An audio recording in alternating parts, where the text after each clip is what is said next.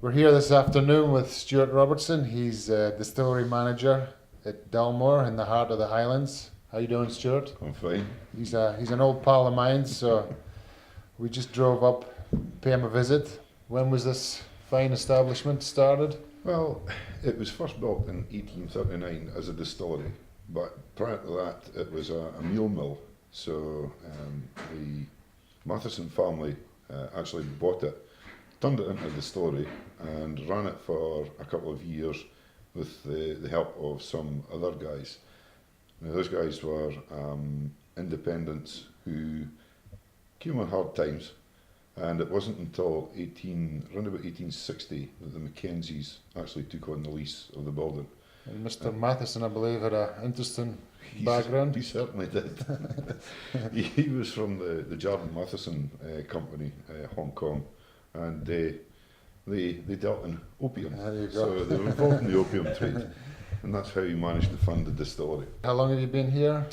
I've been at Dalmore now for about 2.5 years. And before that, you were at Ben Nevis. Ben Nevis? Yeah, I was there for a year, and before that I was with Diageo for a number of years, and in between I was with Springbank, and I think it was Springbank actually, didn't you? Yeah. Yeah. So what can you tell us, what's the special characteristics of Dalmore? Dalmore, I mean, the special thing about Dalmore is the stills. The wash stills have got line arms that come out sort of 6 inches below the top of the still, unlike most stills where the line arm comes off the top. It gives it a wee bit of different character, and the spirit stills have got cooling jackets on them, so that gives it a lot more reflux, gives it a lot more character and spirit, and that's basically what the speciality is at Dalmore. And how many stills do you have? We've got 8 stills, 4 wash, 4 spirit, and 2 small, 2 big of each. And how many litres? Per year, we're doing about 4 million litres per 4 year. million, that's a good size. It's a fair size. Most of that goes for blending, for the Whyte Mackay blend, but about 5 to 6% at the moment is kept for the single malt.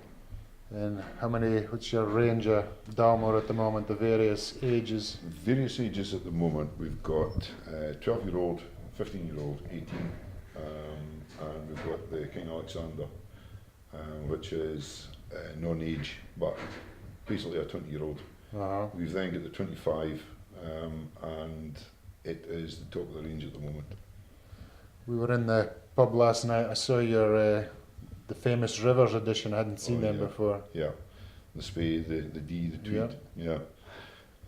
They were done to help the fishing associations on those rivers, to enable them to stock up more fish, because the rivers were done. The stock of fish was dwindling. Yeah.